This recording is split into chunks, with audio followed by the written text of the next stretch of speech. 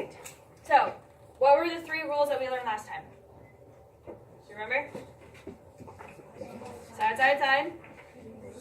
Angle, side, angle. And side, angle, side. So those are the first 3, and you want to make sure you remember those. We're going to be learning our next 2 today. So our first one that we're going to talk about is angle, angle, side. Right? What objects in the triangle do you need for this rule? 2 angles and a side. Don't we have another rule that also involves 2 angles and a side? Angle, side, angle. This rule also needs 2 angles and a side, but what's different? What do you notice is the difference? It's the different order. It's the position of the side, right? It's really important you guys know the difference between these 2 because you need the same information, but they're positioned differently. So that's why you have to be really careful with this rule. What do you think is the difference in how the side is arranged? If you were to look at a triangle, where should the side be for this one? In between the 2 angles? What do you think about this one? Should it be between the 2 angles? No. So the spelling of the rule tells you where the side should be. So the statement of this postulate says that 2 triangles are congruent if 2 angles and a non-included side. Before we use the word included, now we're ruling out the included by saying that it's not in between the 2 sides. So 2 angles and a non-included side of one triangle are congruent to the corresponding 2 angles and non-included side of the second triangle.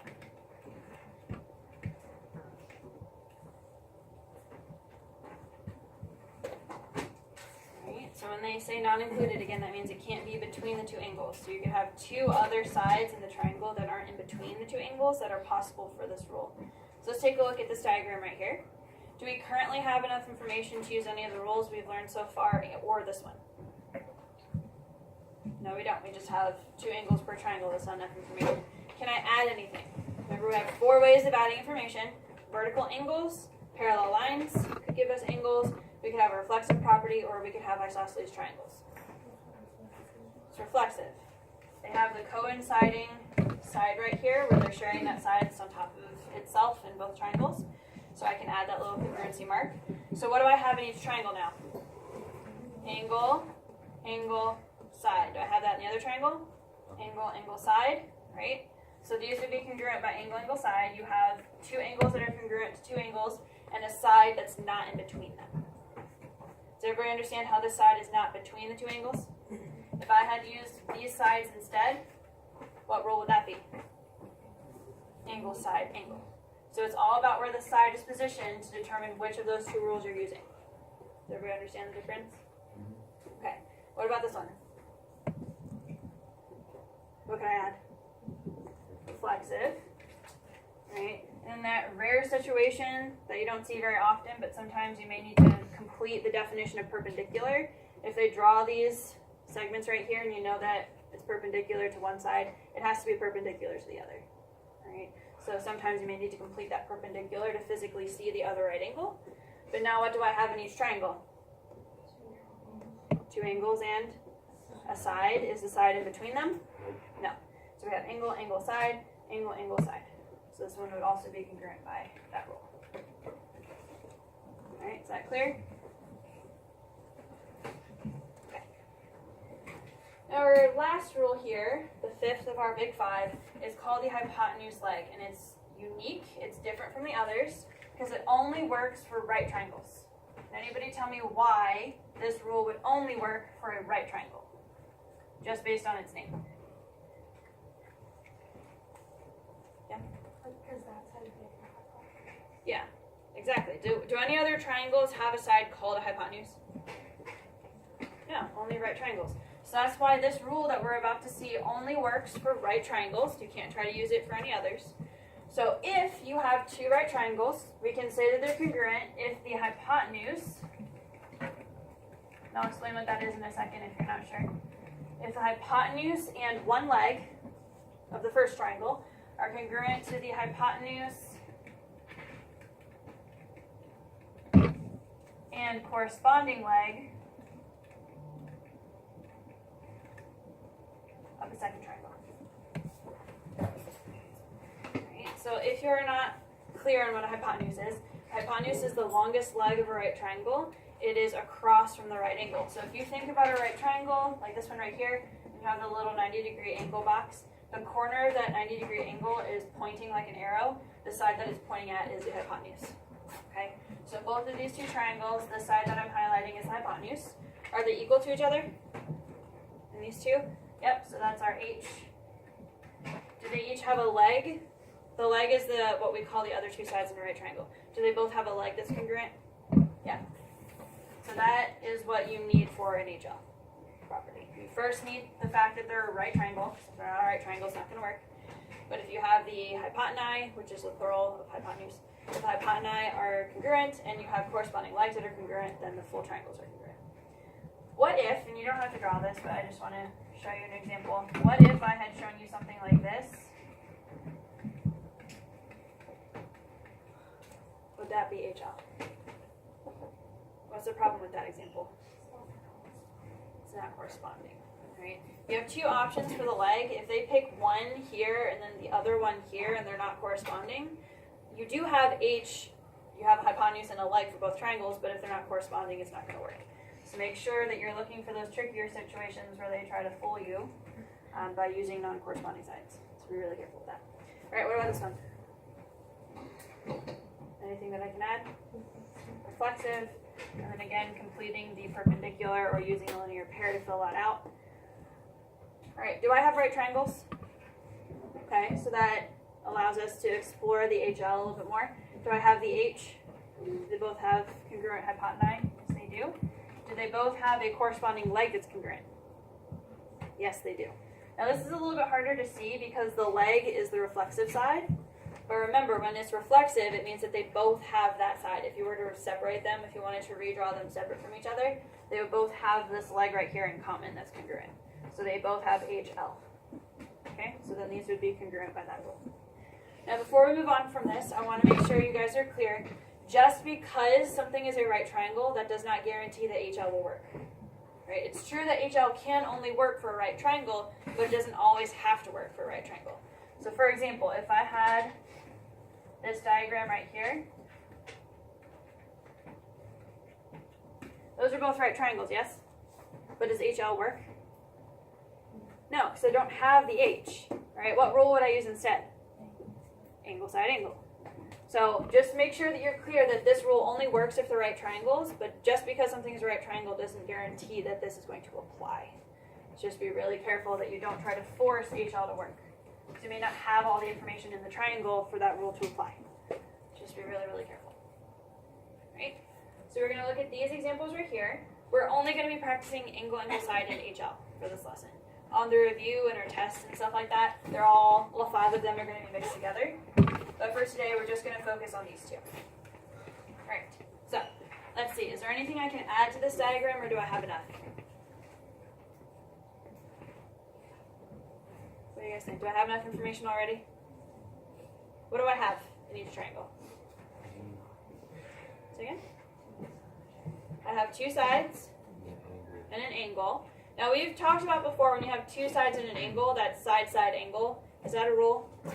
Now remember that side-side angle is not a rule.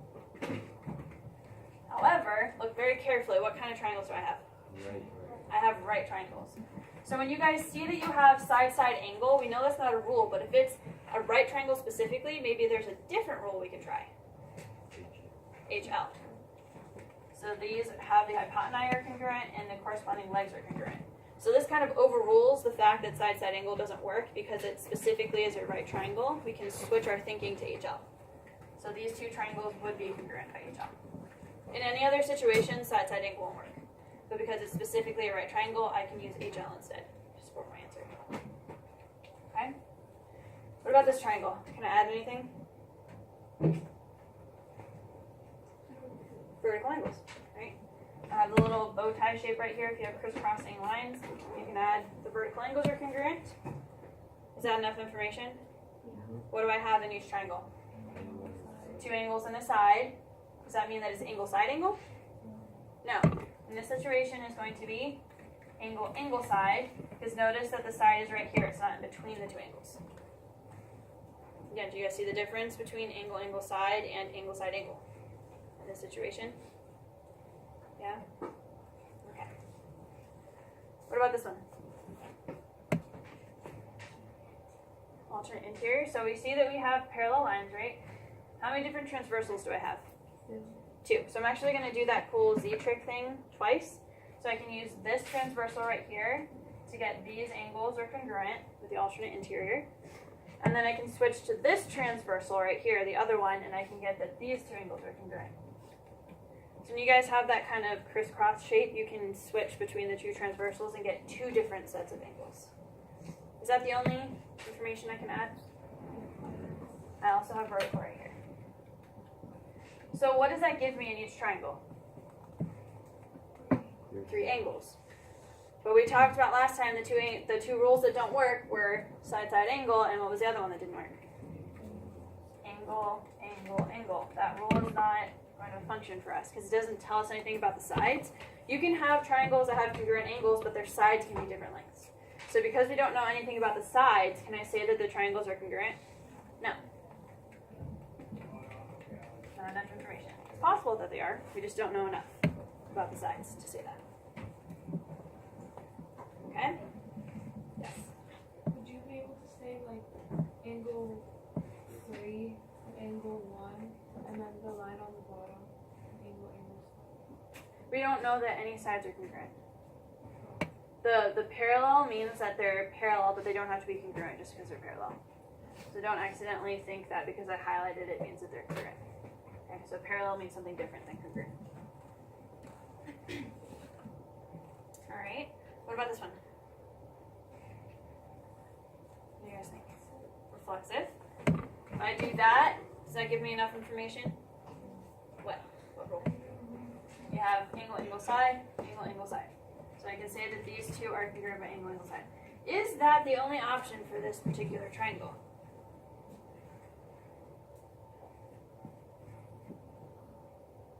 Could I potentially keep going and find a different method for this one?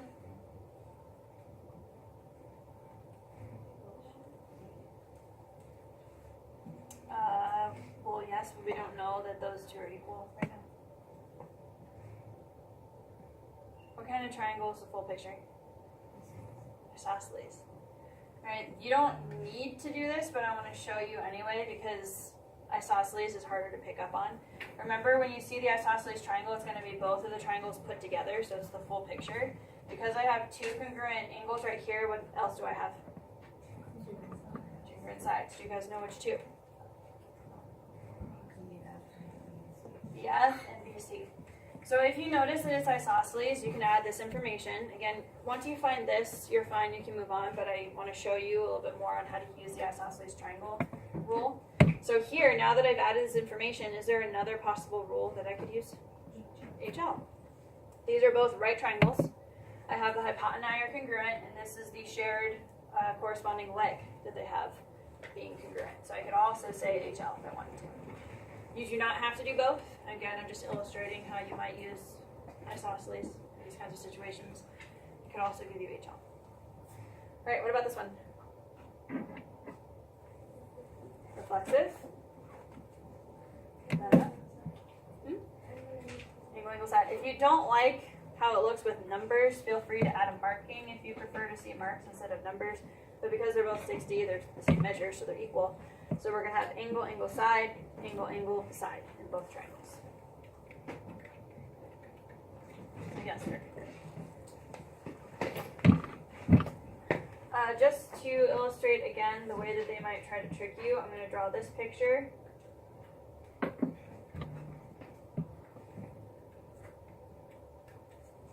Is that also angle, angle, side? Why is this not angle, angle, side?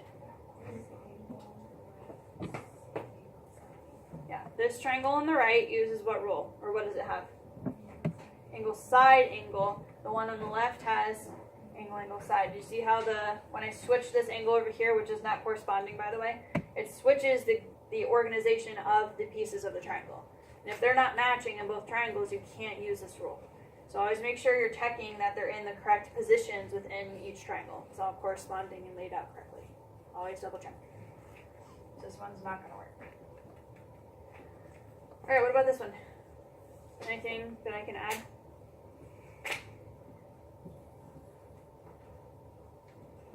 There is. Vertical. Sorry, do they have any vertical angles? Any parallel lines? No, any isosceles triangles? Any reflexive? What are they sharing?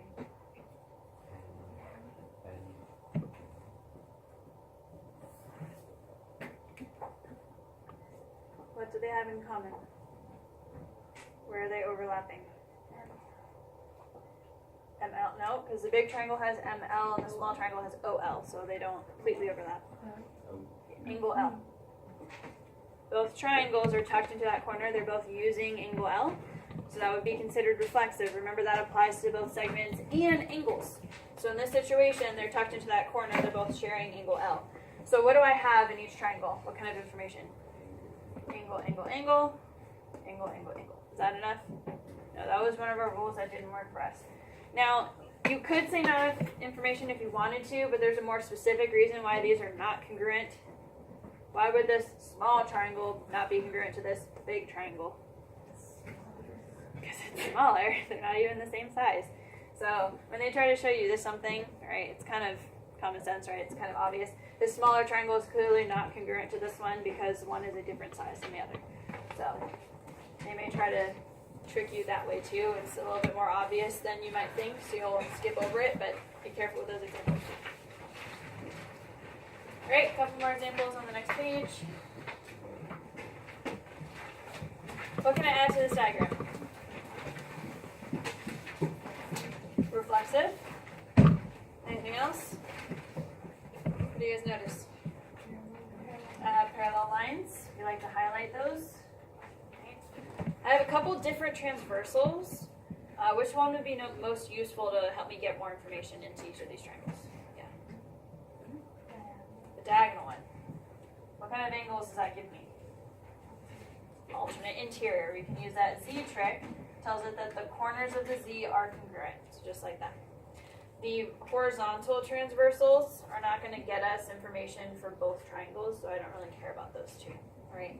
So once I do this, what do I have in each triangle? Angle, angle, side. Angle, angle, side. Are they all corresponding and you have the same pieces for each triangle? Yes. So these would be congruent by angle, angle, side. All right, what about this one?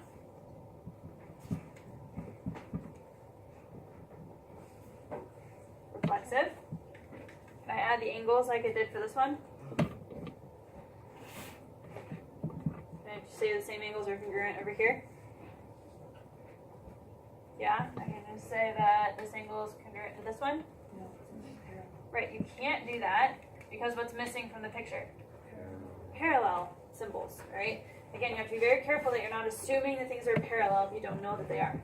So if you don't see the little arrows or arrowheads, depending on what font they use, if you don't see that, you can't use the Z trick or anything with parallel lines. So I've used reflexive. There are no vertical, there's no isosceles, there's no parallel, so this is the only information I can add. Is that enough information to prove that these two triangles are congruent? This one right here and this one right here. Using what rule? Yeah, we can use hypotenuse leg. These are both right triangles. Right, when you're a little bit stuck and you feel like there may not be enough information, or again you see side angle and you remember that's not a rule, always double check to see if it's a right triangle. Because if it's a right triangle, you can have your hypotenuse being congruent and the corresponding legs be congruent, and that would give you a jump. So don't forget that that rule exists. All right, everybody clear on those? Any questions?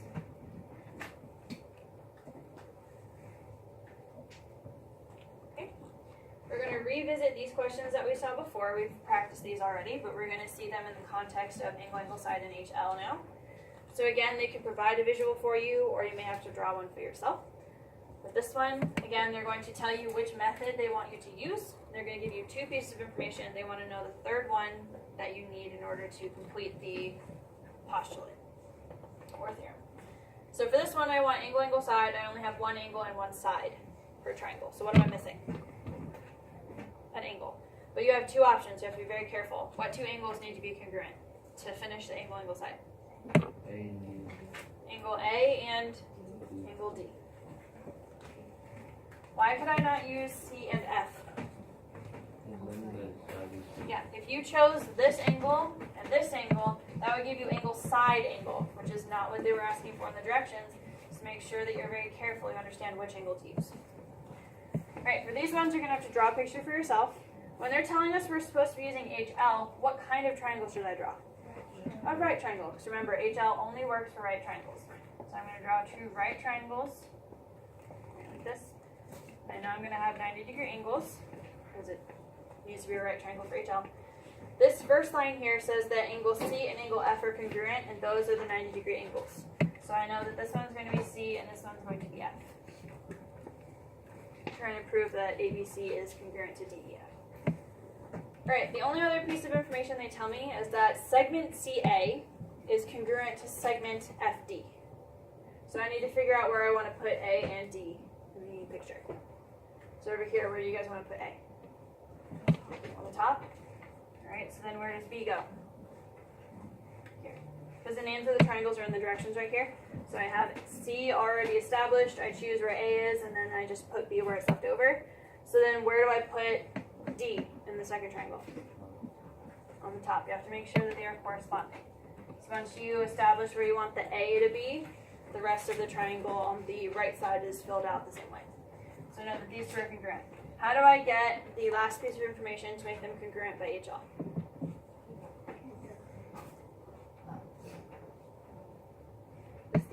You can look at the statement or the picture, because you use the statement to draw the picture. So either one is going to be valid now because they're connected to each other.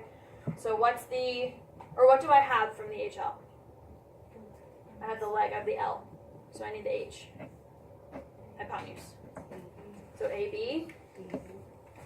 AB is congruent to DE. Alright, once you name one side, make sure you're naming the other one in the correct order. Remember, the order matters with the corresponding vertices of the triangle, so be careful with that. Everybody clear with this one? We needed those 2 sides to finish the HL. Alright, next one here says it's just angle side, so I don't need to draw a right triangle specifically, so I'm just going to draw 2 generic triangles like this. So the first set of information is that angle B is congruent to angle C, so I'm going to E. I'm going to arbitrarily choose B and E in corresponding positions here. The next set of information says that angle C is congruent to angle F. Now you guys get to choose. Where would you like C and F to go? Robert, where should we put C up here? In the top corner or the right corner? Top first. So I'm going to put angle C right there. So where does that mean that angle F should be? In the top of the other triangle. Remember, they have to be corresponding. Alright, that leaves A and D to be the third vertices because we haven't used those yet. Those are the letters left over from the name. I'm trying to prove that they're congruent by angle side.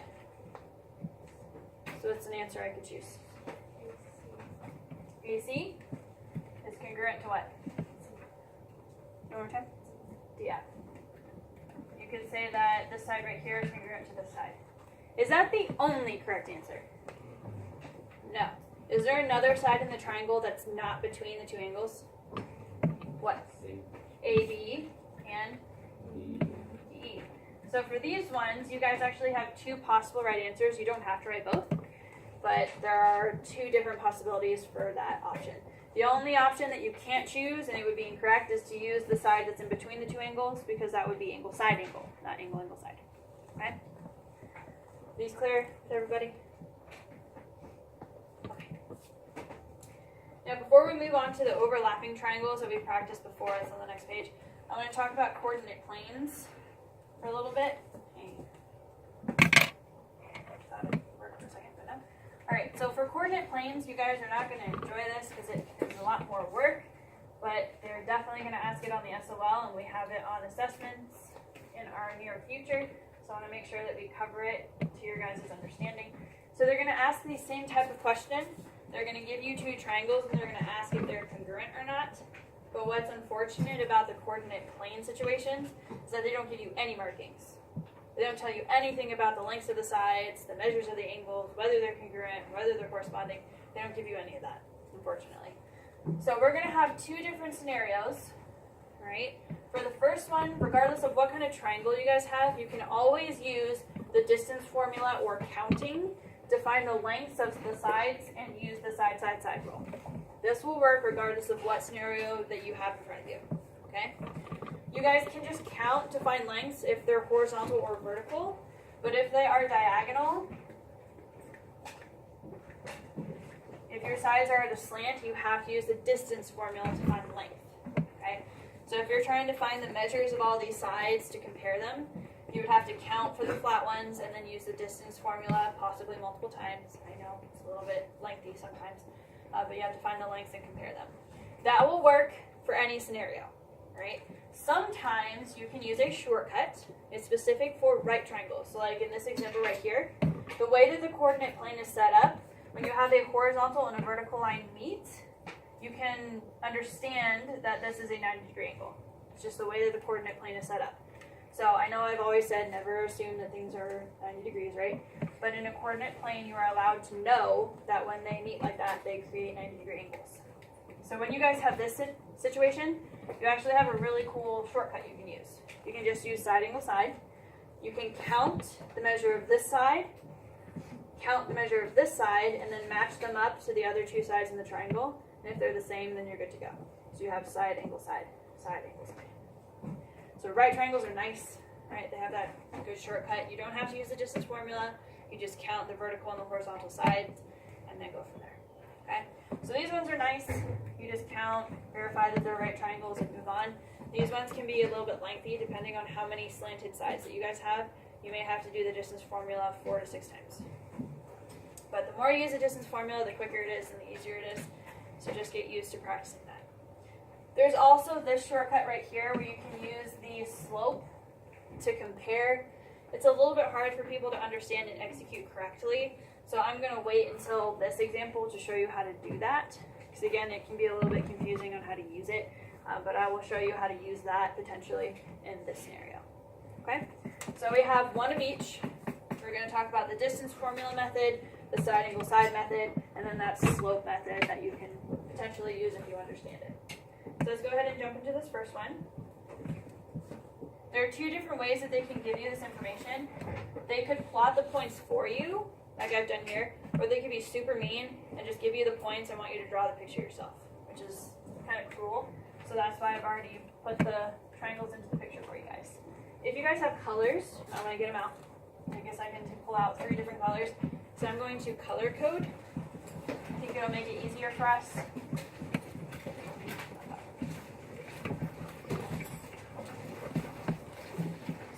Share colors, or color coding doesn't really work for you, that's fine too. So what I'm going to do is I'm going to use 3 different colors to highlight the 3 different sides of the triangle. I kind of have to eyeball which ones are corresponding based on their general lengths. So these 2 right here are the flat sides. Alright, so the flat sides are going to be corresponding. So I'm going to pick one color for those. And these are the ones that we can just count. Super easy. How long is this blue side right here in the upper triangle? You can just count. It's 4. How long is the blue side in this triangle? 4. So right now, we have 1S. We have 1 pair of congruent sides. Okay? Now we're going to switch colors and we're going to analyze the ones that are diagonal, so we are going to have to use the distance formula. I'm going to start with this side right here. It is the shortest side in this triangle. I'm going to compare it to this side right here, which is the shortest in this triangle. Alright? So I'm going to find the length of both of these using the distance formula and compare them. Now it might be helpful if you guys go ahead and write the points into the picture. So they're up here, but if you write them into the picture, it might be easier. So this one is the 0.52, and this one is the 0.45. And then this point is for -4, and this is 1, -5. So if you put the points into the picture, it might help you access the information quicker. Alright, so I'm just going to jot down some work for the distance formula. I'm going to start in the upper triangle, and I'm going to go from left to right. So I'm going to start with this point right here, and then go this way. So I'm going to subtract the x's, so 4 minus 5. Remember, that's the distance formula. Subtract the x's and square that. Then you're going to add that to the y's being subtracted. So that would be 5 minus 2. your distance formula using these 2 points. Right? I'm going to simplify this mostly in my head. Right? What's 4 minus 5? Negative 1. What's negative 1 squared? 1. So hold on to that number. What's 5 minus 2? What's 3 squared? So I have 1 plus 9. That's the square root of 10. When we're doing this process, you do not have to simplify the square roots. We're just using them to figure out how long they are. So if you get a super complicated square root, just leave it as it is. Don't waste time trying to simplify it. Alright, so we know that this one is the square root of 10. We want to try to find the length of this one and see if it's also the square root of 10. If it's not the square root of 10, do you have to keep going? No. Double check your work to make sure you do it correctly. But if you notice that they're not the same length, you can stop, because then that rules out side, side, side. Alright, so now we're going to do the same thing for these 2 points. Again, I'm going to go from left to right. So I'm going to have 1 minus 4, subtracting the x's, negative 5 plus 4, because notice that this is negative, so when it's a double negative, it turns into a positive. So that's my distance formula with everything plugged in. Okay. What's 1 minus 4? Negative 3. What's negative 3 squared? 9. So hold on to that 9. What's negative 5 plus 4? What's negative 1 squared? 1. So what's 9 plus 1? Square root of 10. So those 2 sides are congruent. So I have the second S. Right? But again, you have to be thorough. You have to see that all 3 different pairs of sides are congruent. So now I'm going to switch to this last one right here. Okay, I'm going to go ahead and put the last points that I didn't have yet. Diagram. So this point is the point 1, 2, and this is the point 1, negative 1. So I'm going to do the distance formula again for the pink sides here. Just make sure that they are the same length. I'm going to start with the upper triangle going from left to right again. So I'm going to be using these 2 points. So I'm going to subtract the x's, 1 minus 4 squared, and then 2 minus 5 squared. 1 minus 4 is negative 3. Negative 3 squared is 9. 2 minus 5 is negative 3. Negative 3 squared is 9. So I have 9 plus 9 is square root of 18. Once you simplify all that. Okay? So the length of the upper pink side is square root of 18. Now let's check to see how long this side is. Again, I'm going to be working from left to right. So I'm going to start with this point and then go to this one. Alright, so subtract the x's first. 1 minus 4 squared. And then subtract the y's. Negative 1 plus 4, so that double negative turns into a plus. Alright, 1 minus 4 is negative 3. Negative 3 squared is 9. Negative 1 is 9. 9 plus 9 is square root of 18. So I have confirmed by counting and using the distance formula that all 3 sides are congruent. So I can say that the triangles are congruent by side, side, side. Okay. Now that's a lot of work. It takes time, but that's really the only sure process you can use to verify that these are congruent, because you don't have any information about the angles. Okay. This next one here is a lot nicer though, because what do you notice about these corners? They're 90 degrees. That's the way that the coordinate plane works. So when a vertical and a horizontal meet, they will create a 90-degree angle. So now I just need to compare this side to this side, the 2 longer legs, and then compare those to the short legs, see if they're the same length. So what's the length of the longer leg in this triangle? Count. 4. What's the length of the longer leg in this triangle? Longer leg. 4. What's the length of the shorter leg? 3. And the length of the shorter leg? 3. So do you have corresponding sides that are all congruent? Yeah. So side, angle, side, side, angle, side. That's a lot nicer when you have that right angle. You can just use the side angle side rule. If you want to use a different method, you can also use the distance formula to find the length of the hypotenuse and do side, side, side. You can do HL. There are other methods that you guys can use, but this is the easiest one. Okay? Alright, now I'm going to show you guys that slope idea I was talking about. I understand this did not print very well. On your guys' paper, you don't see the grid very well, so I'm going to explain where all the points are as best as I can. So the way that the slope rule works is you're going to find the slopes of all 3 sides of one triangle and compare them to the slopes of the other triangles. Okay?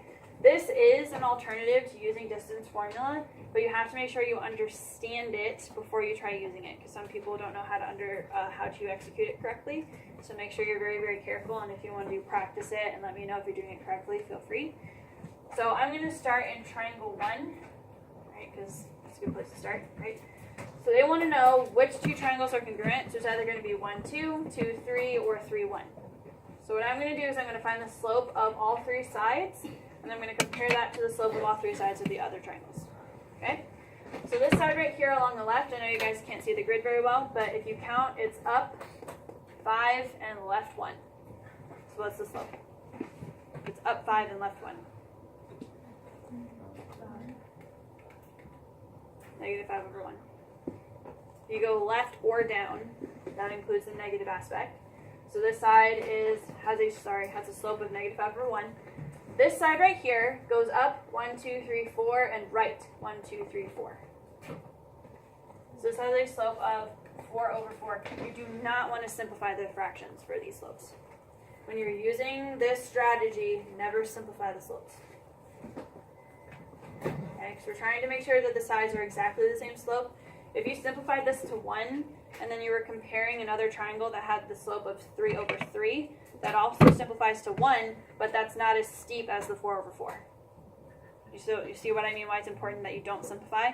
Because it may simplify to the same number, but it may not be as steep because of how the numbers work with the fraction. So be careful with that. And then this side right here goes down 1 and over 5. So this would have a slope of negative 1 over 5. So once you find the slopes of all 3 sides, we're going to do that exact same process for the other triangles and see how they compare, right? So in triangle 2, in triangle 2, I have this side right here, which goes down 1 and over 5. So what's that slope? It's down 1 over 5. Negative 1 over 5. Just because I have this one matching that one, does that guarantee that these 2 triangles are congruent? No, you got to check all of them, okay? This side right here goes up 1, 2, 3, 4, 5. Yeah, it goes up and then left 1. That's your negative 5 over 1. And then this side right here goes up 1, 2, 3, 4, and right 1, 2, 3, 4. 4 over 4. So what do you notice about all the slopes of the different sides for triangle 1 and triangle 2? They all work out. I know they're in different places. That just means that they kind of rotated the triangles a little bit. But if you have all those matching slopes, then you can say that they are congruent. Right? The most specific reason why angle 3 is not going to work out for us is because it has this vertical side. What's the slope of this? It's undefined, as it is right here. And then this other side right here goes up 1, 2, 3, 4, and over 4, right? But it's negative. And then this one only goes up 2 and over 4. So these slopes don't match the same way that triangle 1 and triangle 2. Right? So that's how you can use that method. But you have to be very careful that you don't simplify the fractions. When you have like double negatives, you have to be careful with that too. So it can be a little bit tricky to use that effectively, but if you feel like you want to try that, you can go ahead. All right, any questions on that? I know this is long-winded. There's a lot in this lesson. Is everybody okay so far? Okay. So one more topic. All right, so we're going to revisit the overlapping triangles again. Okay. It's the same process as we were talking about before, but we are only using hypotenuse side and angle side today. All right, so what's our strategy when we see these? You guys remember? Yeah, draw them again, separate from each other, and then you're going to add any information that they've provided in the question, and then analyze if you can add anything else using reflexive or otherwise, and then compare that to the rules that we've learned today. So, in our first triangle here, we're trying to see if ABC, which is this triangle right here, is congruent to BCB, which is this triangle.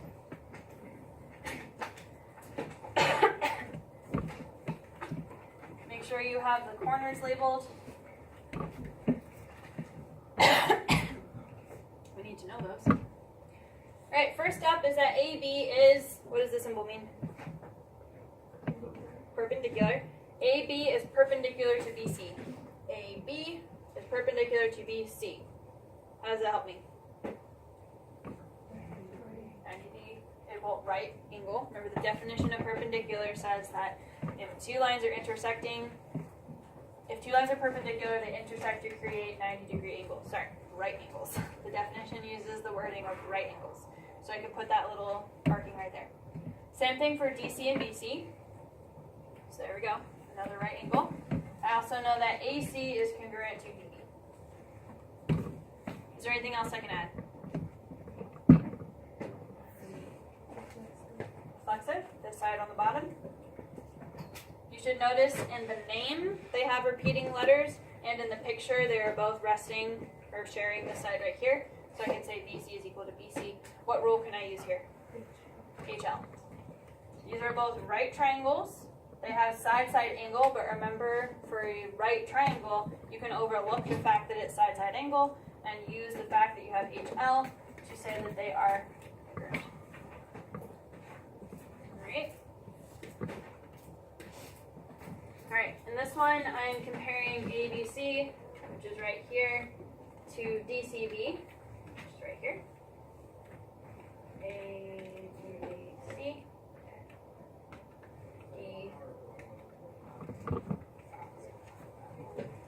Alright, so draw your triangles. Make sure you label all the corners.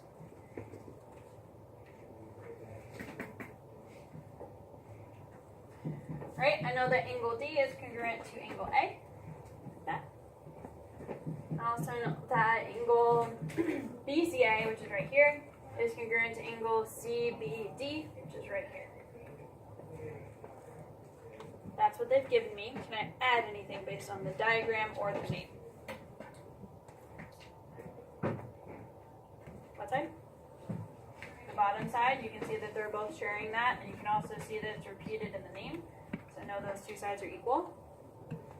So which rule? Angle, angle, side.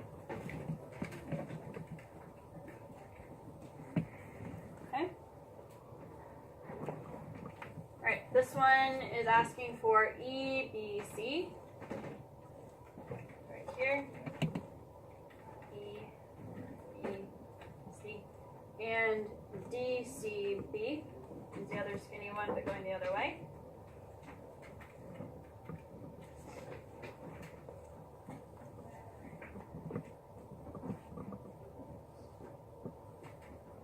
Alright, they've told us that EBC, which is right here, is congruent to DCB, which is right there. What can I add? Flexive. Which side? TV. Alright, is there anything else that I can add? Anything else that I can add? Don't think so? Alright, then what would your answer be for this one? This is not enough information. Remember, that's always an option. This one only has one angle and one side for triangle. That doesn't match any of our rules. It's not enough information to help us keep moving forward. Alright, I'm going to give you guys a couple minutes to see if you can figure out the bottom three. I'll let you work individually or with your shoulder partner if you need help. And then we'll come back together in a few minutes to see if you got them right. Alright, so go ahead and try the bottom three.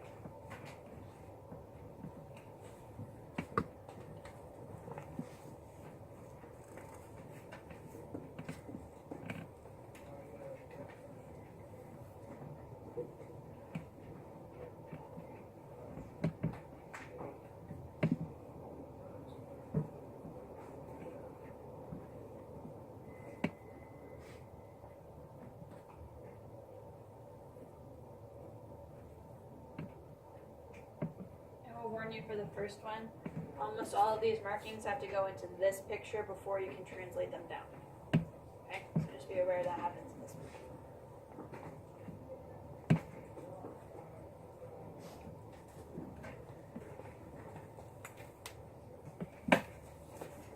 Alright, giving you guys a couple minutes to work on these so we can come back together and see how we did. So you guys should have gotten that the first two are congruent by HL. So this one is interesting because all of the information they provided for you, you have to put into this picture and then figure out how to translate that down into the pictures that you will be redrawing. So for this one, we're trying to see if ABC, which is this right triangle, or yet to be seen to be right triangle, and then this one right here. So A, B, C, and D, C, B. So the first thing we notice is that AB is supposed to be parallel to DC. That's what they're telling us. Right? So again, we like to highlight parallel lines. So what can we figure out based on that? Like the fact that these are parallel is not going to really help us down here when they're separated, so we have to look at the picture up here. We have a bunch of different transversals. We have this diagonal one, and this vertical one. Which one's going to be most helpful in getting us more information in each triangle?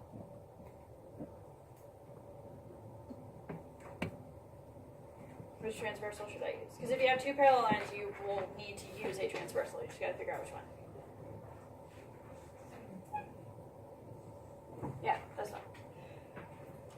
The vertical transversal is the one you want. If you try to do this right here, these will give you alternate interior angles, but they're angles that aren't going to really show up in the triangles the way that they've been arranged for the question. So if you said that like this angle was congruent to this one, this angle doesn't really exist like in this triangle, right? So you can kind of explore different options with your transversals, but this is the one that's helpful. What kind of angle is this one compared to the angle down here that's like in this corner? What kind of angles are these? What type? Right. No. Angle pair relationship with parallel lines. Consecutive interior. So this angle right here and this angle right here, they're consecutive interior. If you need to redraw the diagram, you can. I'm talking about this angle and this angle, right? If this one's 90, what does this one have to be? 90, because they're supplementary, right? So if I have a 90-degree angle here, I can also say I have one at angle B when I redraw the triangle because of the parallel lines. That's why they gave you the parallel lines. So you can also get the 90-degree angle in this corner using consecutive interior, okay? I also know that DE is congruent to AE. I know that. And the last thing they tell me is that CEB is an isosceles triangle, so that means that those two sides are congruent. How can I take that information and translate it down here so that it's helpful? We've done one like this last time. Yes? They add up. So do you guys see in this picture how they've been chopped up into little pieces? In this triangle, I want the full length of AC. What two parts make up AC? AE and EC. That's a single mark and a double mark. What two parts make up DB?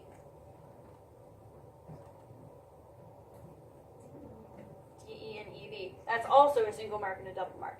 If these two full lengths are created by the two pieces added together, shouldn't they be equal? Shouldn't they? If it's 1 plus 2, and then you also have 1 plus 2, isn't the result the same thing? 3 and 3, right? So these two full lengths are congruent based on how it's been chopped up and labeled in this picture. And then I can also say that CB is equal to itself. Hopefully you guys noticed that because it's reflexive. So that's why it's HL. You have the hypotenuse is congruent, and then you have the legs are congruent.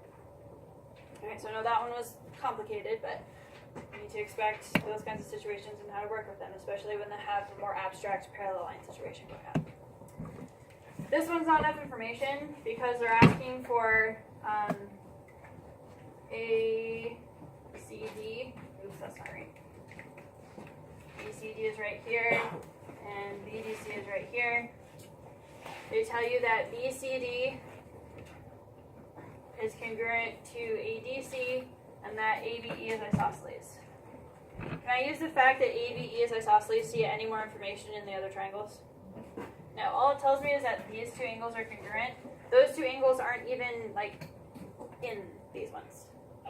So I can get that AB is reflexive and that DC is reflexive, but is that enough information? No, so that's why it's NEI. And then over here, for our last one, we have ABC, which looks like this, sort of, and BAD, which looks like this.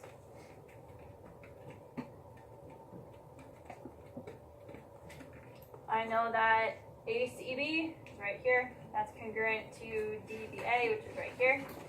And then this angle is congruent to this angle. Can I add anything? AB is congruent to AB with the reflexive. That gives you the angle inside. Alright, so again, some of these can be way more simple than others. So you need to be able to tackle any of the situations based on the information provided. Okay? Does anybody have any questions on that? Okay, so we have plenty of time left of class. At your own pace,